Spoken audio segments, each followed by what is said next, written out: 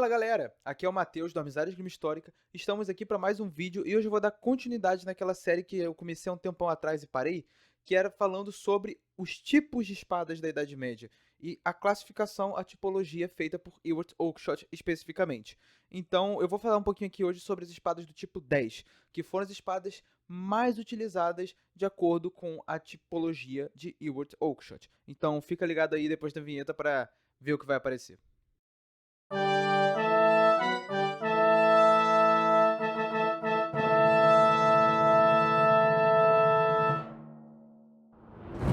Então, as espadas do tipo 10 eram as espadas mais usadas por ali do século 500 até o século 1000. Então foram as espadas utilizadas durante metade da Idade Média praticamente. Foram as famosas espadas usadas pelos vikings. O Oakeshott ele classifica todas elas numa classificação só chamada 10, que tem o subtipo 10A. Então existem as espadas 10 e as 10A. Vamos falar um pouquinho sobre elas. As espadas 10, elas têm uma lâmina média, uma lâmina ali de uns 60 a 70 centímetros mais ou menos. Não é uma lâmina muito longa, também não é uma lâmina muito curta, uma lâmina média. E no tamanho total elas vão ter ali uns 80 e tantos, 90 e pouquinhos centímetros no máximo. O cabo é um cabo que você consegue segurar com uma mão e ele é bem curto, ele trava na sua mão. O que que significa? O pomo vai estar aqui e a guarda vai estar aqui, não vai ter muito espaço na sua mão, a espada vai ficar travada. Você não vai conseguir segurar ela, por exemplo, se você tiver uma pegada mais aberta.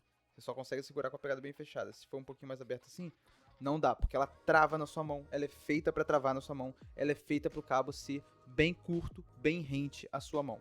As guardas delas não costumavam ser muito compridas. Com o tempo, a guarda vai aumentando e lá pro século 1000 você já tem guardas mais compridas, 900 e tanto, 1000, 1000 e pouquinho, as guardas vão começando a aumentar. E os pomos, eles eram no formato meio ovalado.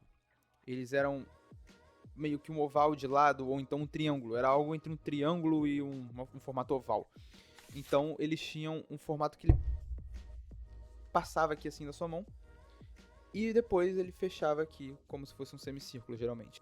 Tá tendo imagens aqui que o nosso grande editor estava colocando para vocês verem como elas eram. Além disso, você tinha a lâmina. Vamos falar um pouquinho da lâmina. Já falei aqui do tamanho da lâmina, mais ou menos.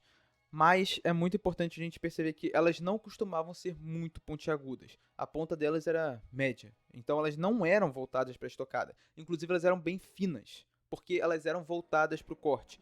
Nesse período você tem muito pouca pessoa usando armadura. E quem usa armadura está usando cota de malha, no máximo. Então não faz tanto sentido você ter uma espada voltada para estocar. Você quer uma espada voltada para cortar, porque você vai estar usando principalmente cortes na hora de uma luta, especialmente se você estiver lutando contra alguém com escudo. Então você está usando ali o corte, o bind, etc. Você quer uma espada mais fina, que vai acabar dobrando mais, um pouco mais do que uma espada mais grossa, mas que você acertando o corte com o alinhamento de fio correto, ela vai cortar mais. Até porque a geometria dela, ou seja, o formato da lâmina é lenticular. O que isso significa? A lâmina ela faz assim por cima e assim por baixo. No final ela fica algo assim. Ela não é achatada, ela não é, por exemplo, um formato mais... Ih, corta isso aí, editor. Não pegou muito bem, não. É uma curva por cima, outra curva assim por baixo. Formato lenticular. Esse é o formato dessa lâmina. É um formato ideal para quem quer cortar, porque ele vai ter um fio resistente, um fio bom, que vai cortar bem. Mas ela, como era muito fina, ela não estocava também. E ela era bem larga. Uma espada larga ajuda também a ter um corte bom. Essa espada era um monstro de corte. Ela tinha um sulco central na lâmina. Esse sulco ele costumava ser bem largo, apesar dele não ser profundo, porque a espada é fina. Então ele era largo. Entretanto, o que divide as tipos 10 das tipos 10A é justamente o fato de que esse sulco nas 10A não é tão largo. O Oakeshott ele criou um subtipo só para as espadas que tem um sulco mais fino. E esse sulco ele percorre mais ou menos a mesma quantidade aí de extensão, tanto na tipo 10 quanto na tipo 10A, que é até pertinho ali da ponta o sulco vai. Para que serve esse sulco? Serve para diminuir o peso da espada no geral. Então ela ficava mais leve, porque essa espada já é larga, ela já é comprida também. E ela não tem muito taper, ou seja, a grossura dela não diminui muito, da base até a ponta. Ela fica mais ou menos ali com uma grossura parecida. Não é nem extremo, também não é muito pouco. é médio. É aqui também que se encaixam as lendárias espadas Ulfberth.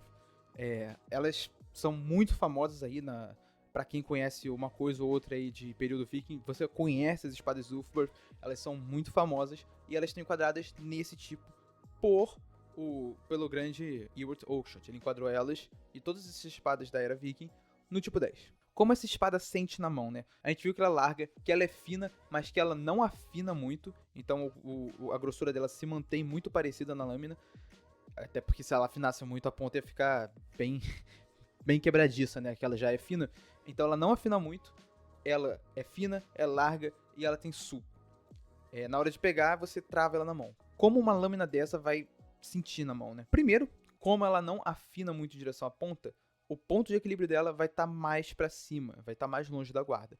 Então ela vai sentir um pouquinho mais pesada na mão. Ela pode até ser leve, mas na hora de você balançar ela vai pesar na mão por causa desse ponto de equilíbrio deslocado mais pra cima na espada.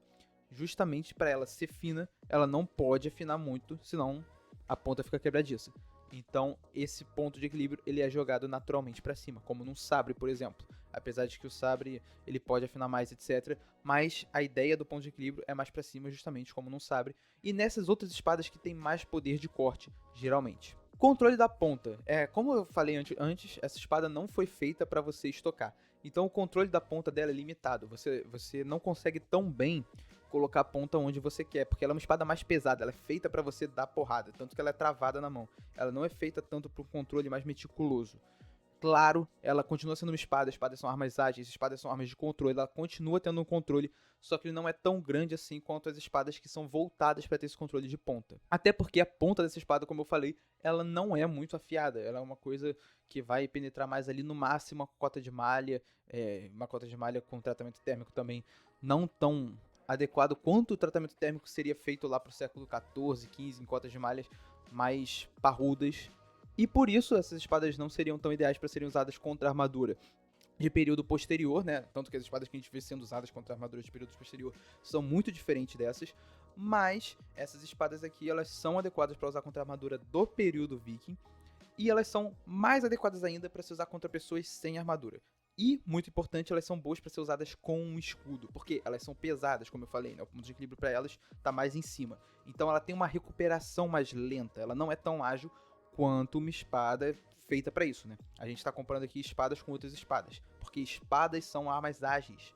E comparando com qualquer outra, a espada vai ser geralmente a arma mais ágil. Claro, tem algumas exceções, por exemplo, a adaga. A adaga é uma arma muito ágil porque ela é curta, ela é leve, ela tá ali na sua mão, você mexe ela muito rápido. Então a adaga é a arma mais ágil de todas, mas espada é ágil. Essa espada não é tão ágil quanto as outras espadas que a gente vai ver aqui na tipologia do Oakeshott. Mas esse episódio vai ficando por aqui com a espada tipo 10 e 10A, como eu falei anteriormente. E se você gosta dessa série, gosta desse tipo de conteúdo, comenta aqui para eu trazer mais conteúdo desse tipo. Eu vou trazer também conteúdo sobre montante, etc. Eu só tô esperando parar de chover um pouquinho, que tem chovido muito aqui ultimamente, tá difícil de gravar lá fora. Por isso os vídeos estão sendo aqui mais dentro de casa mesmo. Então, quando parar de chover, eu vou gravar lá fora também. Por enquanto, comenta aqui se você gostou desse vídeo. Dá like também se você gostou desse vídeo. Manda aí pros seus amigos para eles aprenderem um pouquinho mais sobre espadas com a tipologia descrita por Ewart Oakeshott. Inclusive o livro aí, para quem quiser a fonte, que agora eu acho melhor falar a fonte no vídeo, que aí todo mundo vê, independente da descrição ou não. Ele escreveu o livro The Sword in the Age of Chivalry. Ele também escreveu Records of the Medieval Sword, vários livros do Ewart Oakeshott. É só você pesquisar Ewart Oakeshott que vai aparecer a bibliografia que ele escreveu. Ele era um grande arqueólogo e colecionador de espadas medievais. Então, só dá uma olhadinha aí no trabalho do Ewart Oakeshott, na tipologia do Oakeshott, que é como ela é conhecida, você vai ver todas as fontes que eu estou usando. Beleza? Compartilhe esse vídeo com seus amigos, se inscreve aqui no canal e ative o sininho para mais vídeos como esse. Até a próxima. Tchau!